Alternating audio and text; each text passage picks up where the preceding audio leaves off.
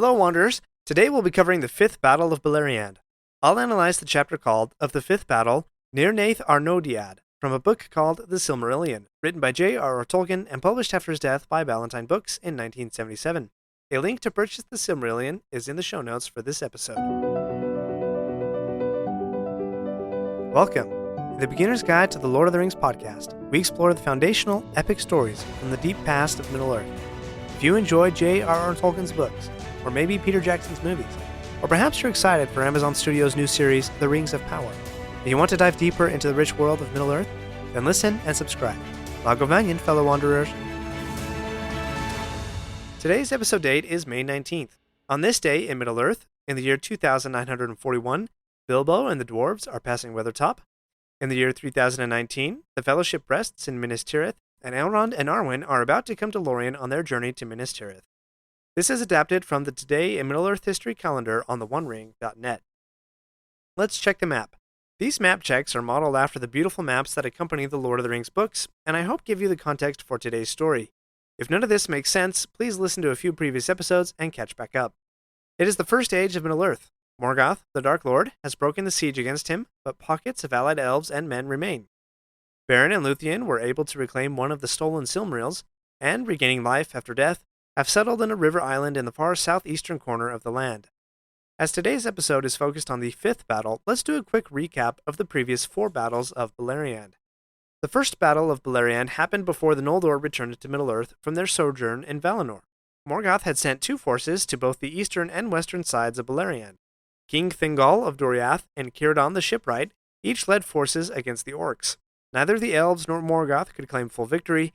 A major result of this battle was the girdle of Melian that was placed around the kingdom of Doriath.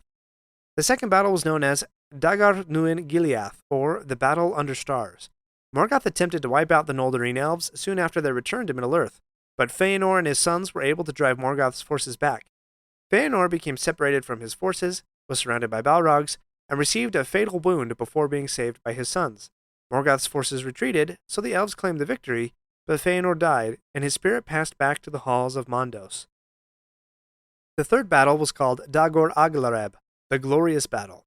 Morgoth signaled his attack by spouting forth great flames from the peaks surrounding his fortress Angband, and a great host of orcs came from the north. However, the elves, led by Maedhros, son of Feanor, in the east, and Fingolfin, half-brother to Feanor, in the west, were able to push the orcs back and defeated them even at Angband's gates. As a result, Morgoth realized that his orcs, even in overwhelming numbers, were no match for the elves in the days of their youth, so he began to devise greater means of attack. As a result of the battle, the elves organized themselves in the siege of Angband, and a long peace ensued. However, 100 years after the battle, the first of all dragons, Glaurung, emerged and was defeated, but not killed.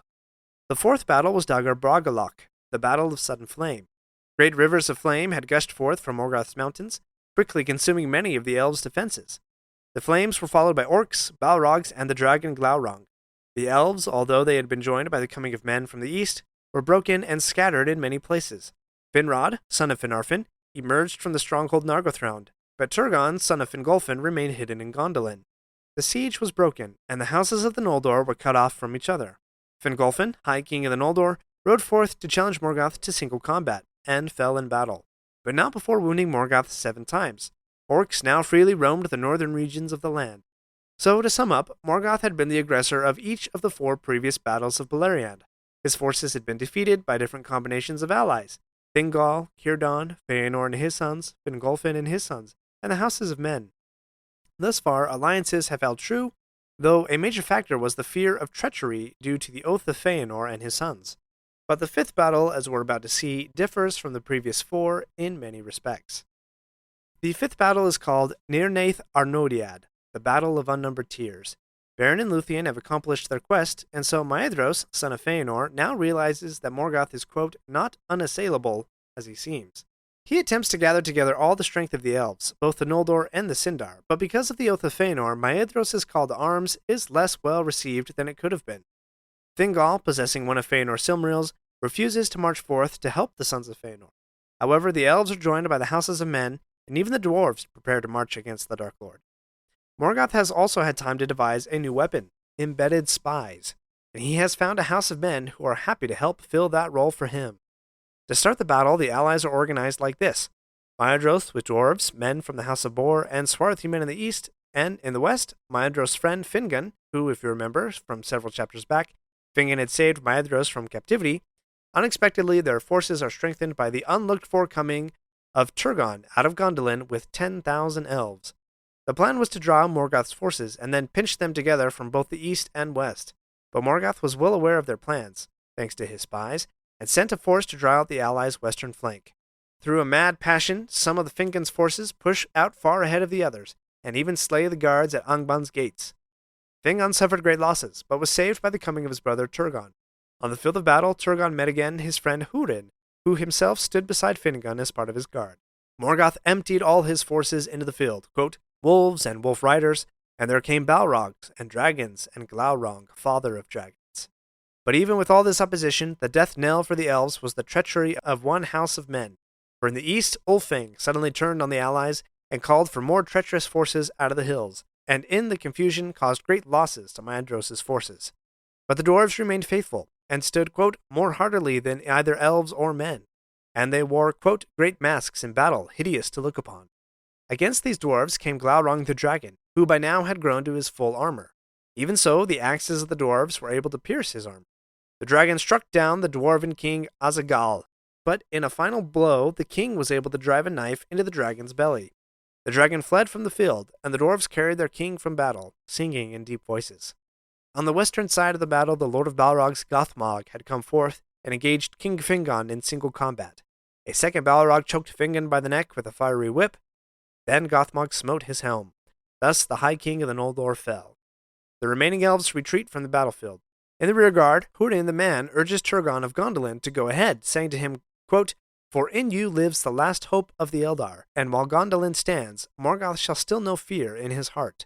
Húrin's brother Huor gives him further counsel and makes a prediction, saying, out of your house shall come the hope of elves and men. From you and from me a new star shall arise. Farewell.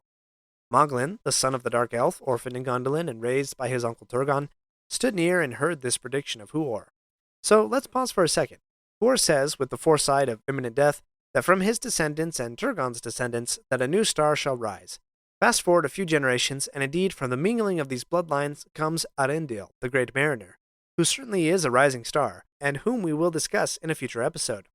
Arendil is the father of Elrond, whose daughter is Arwen, also known as Evenstar, and Arendil is the father of Elros, the first king of Númenor, from whom comes Aragorn thousands of years later. So this little prophecy spoken by Huor has huge implications. And don't forget Moglin's jealousy and desire to be the heir of Gondolin. We'll return to this in a future episode. Turgon heeds their counsel, and with his guard and remaining forces, escapes back to Gondolin, protected by the rearguard of Húrin, Huor, and their men. At last Húrin stands alone.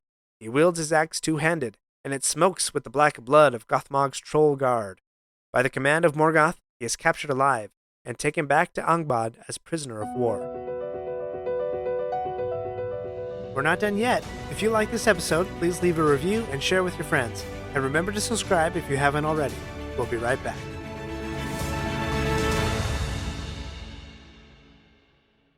Do you ever find yourself thinking about who would win in a fight between Goku and Superman?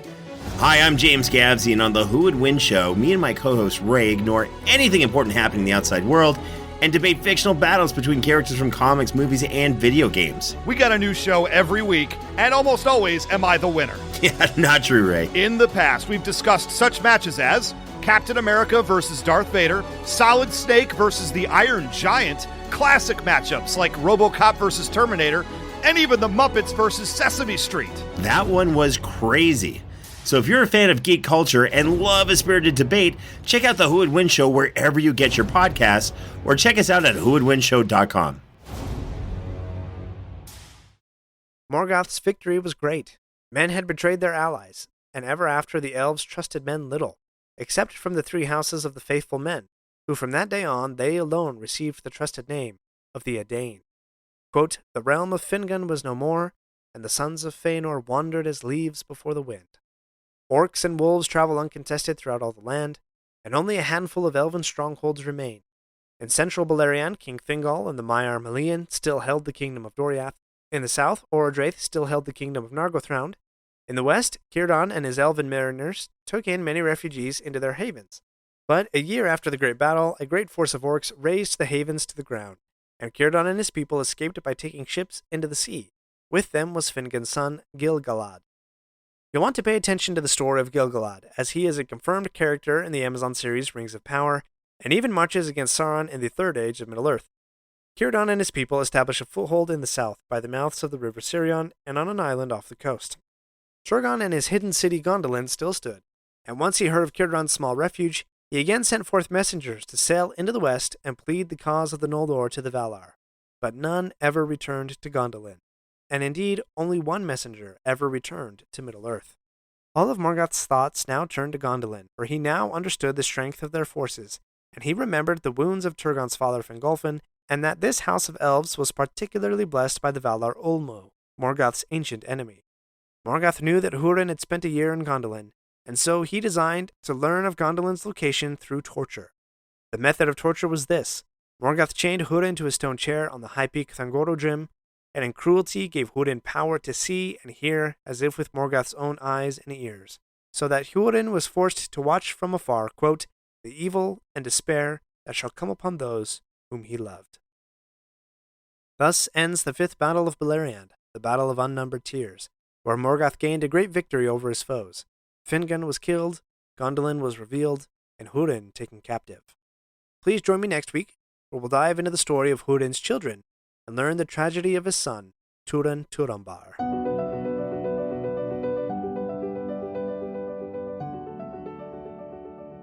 My friends, if you enjoyed this episode, let me know by subscribing, leaving a review, and sharing with your friends. For feedback on the show, please email me at lordoftheringspodcast@gmail.com or find me on Instagram at Beginner's Guide LOTR Podcast. Until next week, remember, not all those who wander are lost.